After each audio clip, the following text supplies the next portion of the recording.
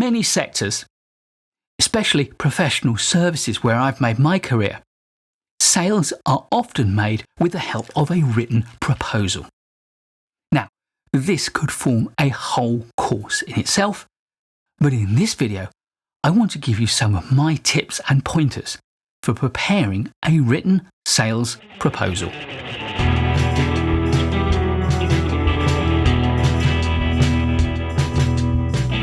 There are a lot of different structures you can have for a written sales proposal, and which one you choose and how you adapt it will depend on a lot of factors.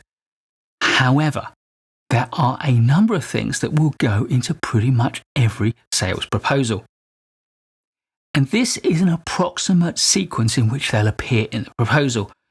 It is not, however, the sequence in which you should prepare them. Your proposal will contain an executive summary. It will contain the contact details of the person who is leading the sales process. Then you will need a statement or a section that demonstrates that you have a clear understanding of the customer's needs or desires, what it is they want, so that they can feel confident that what you're going to pitch to them is appropriate. Next, the core of your written proposal is a statement of what you propose, the solution, the products, the services that you propose, and how they will meet the customer or client's needs or requirements or benefit them in some way. Then we've got the all-important commercial terms, which include, at their core, the pricing. Next, you want a call to action. What the client, what the customer needs to do to act on your proposal. And finally, and this can fit in a number of different places, your credentials. I would typically put a summary of my credentials or my organization's credentials right up front, and then a more detailed statement of them in an appendix at the end. Because let's face it, a lot of people don't want to read about you. They want to read about the solution you're offering. But once they're prepared to commit to that solution, then they want to make sure that they're confident about you. However, this simple structure is not what I want to focus on in this video. Instead, I want to focus on my 1, 2, 3 of a successful sales proposal. 1. Make it easy. 2. Make it persuasive. And 3. Make it about value. Firstly, make it easy, because your prospect may have a lot of proposals to read, and some of them may be vast. So first, be brief, be concise, say no more than you need to. But of course, don't skip anything important. Once you've written it, go through it with a fine-tooth comb to make sure that the writing is as concise as it can be. Use things like bullet points and tables to cut down on the number of words and the amount that your customer has to read. Next, make it simple without being simplistic. Make it easy for them to read, not just short. The more easily they understand what you're saying, then the more confidence they will have in your ideas. Next, make it easy for them to score you.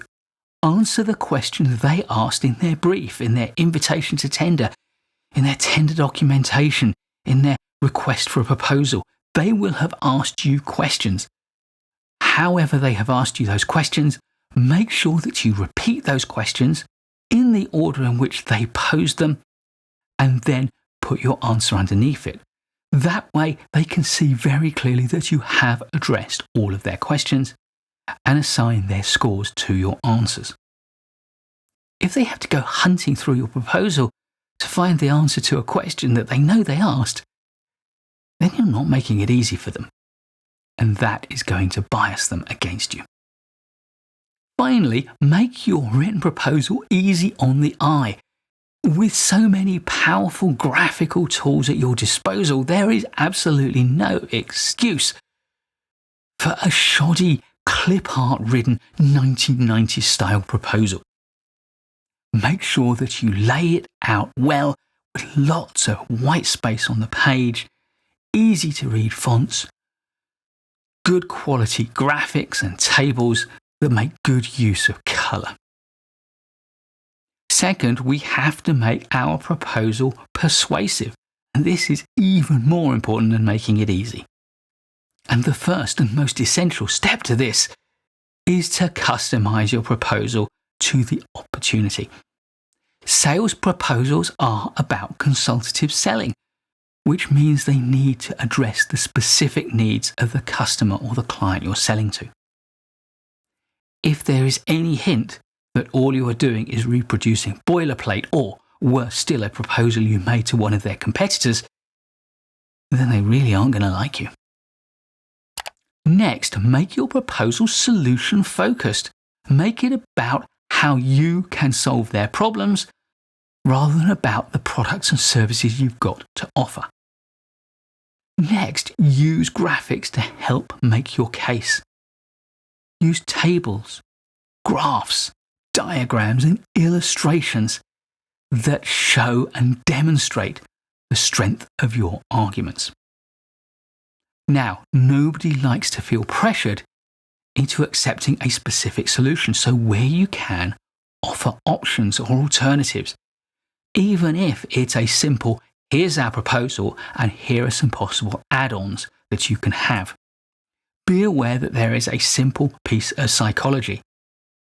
If you offer a core solution that is this size with a few add-ons that are this size and this size and this size, they are more likely to go for the core solution than if you offer a smaller core solution with more add-ons.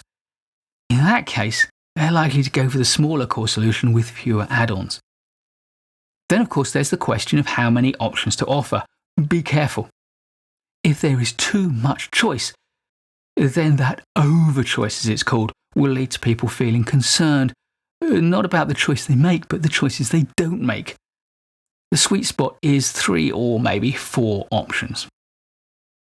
And finally, in making your proposal persuasive, make sure that you include an element of third-party validation, whether it's testimonials or case studies or industry examples.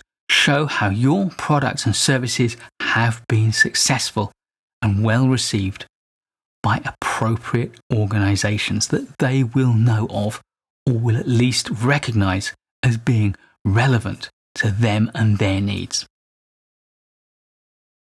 But above all, the third critical part of creating a successful proposal is to make it about value. People don't buy features, they buy benefits. They don't decide on cost alone, they decide based on the surplus of benefit over cost, the value. That said, of course, people don't like cost. It's a simple fact. So, when you put your commercial terms in, don't talk about cost, talk about investment.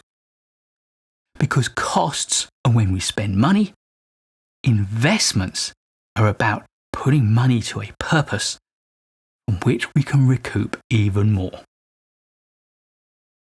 And finally, there are at least 4 steps you should always take at the end of the process of producing a sales proposal. The first is to proofread it carefully. And the second is to proofread it again even more carefully. Thirdly, get someone else to proofread it carefully. And finally, make one last check, looking out specifically for misspellings of names and places and organizations, and for numerical errors. And don't forget to look in every cell of every table and every label of every graph or every diagram. And here's a tip from my own experience. In that final check, look at the footers and the headers of every page. some software will divide your document up into sections, and sometimes when you change the header and footer in one section, it does not propagate through to other sections. So go through every single page, specifically looking at the headers and the footers. All this is about remembering the words that Shakespeare gave to Mark Antony in the play Julius Caesar. The evil that men do lives after them. The good is oft interred with their bones. So let it be with Caesar. What that means is that we remember the mistakes and we forget all the good things.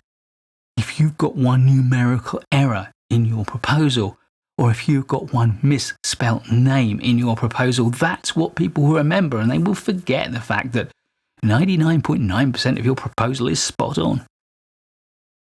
Don't let your proposal go to waste by rushing the final step of proofreading. Please do give this video a like if you've learned from it or if you've enjoyed it. I'll be creating loads more great management courses videos for you, so please do subscribe to the channel and hit the bell so you don't miss any of them.